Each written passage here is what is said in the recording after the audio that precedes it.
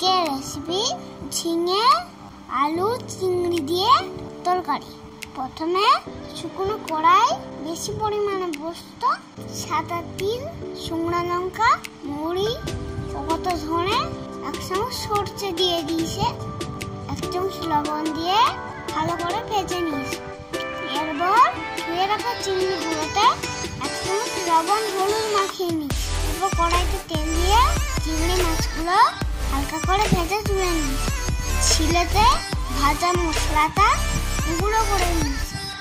এরপর কড়াইতে 1 চামচ কালো জিরে, 1 চামচ জিরে হালকা নাড়াচাড়া করে পেঁয়াজ কুচি ও কাঁচা লঙ্কা দিয়ে অল্প একটু ভেজে নিয়েছে।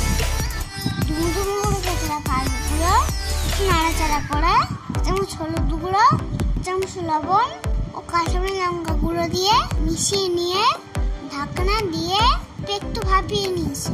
এরপর আলুগুলো মোটামুটি সিদ্ধ হয়ে এলে ডুমো কেটে রাখা ঝিঙেগুলো দিয়ে দিয়েছে। ভালো করে ভেজে নিয়ে একটু জল দিয়ে ঢাকা দিয়ে সেদ্ধ করে নিয়েছে। এরপর ঢাকনা খুলে বেটে রাখা মশলাটা দিয়ে ভালো করে কষিয়ে নিয়েছে। মাখো মাখো হয়ে এলে পরিমাণ মতো জল দিয়ে হালকা আঁচে বেশ কিছুক্ষণ ফুটিয়ে নিই।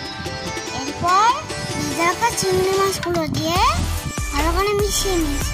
অল্প একটু ফুটিয়ে নিয়ে 1 চামচ চিনি দিয়ে ভালো করে মিশিয়ে নিয়ে নামিয়ে নিয়েছে। তৈরি হয়ে গেছে ঝিঙে আলু চিংড়ি দিয়ে তরকারি। ভিডিওটা যদি ভালো লাগে প্লিজ একটা লাইক ও সাবস্ক্রাইব করে দিও।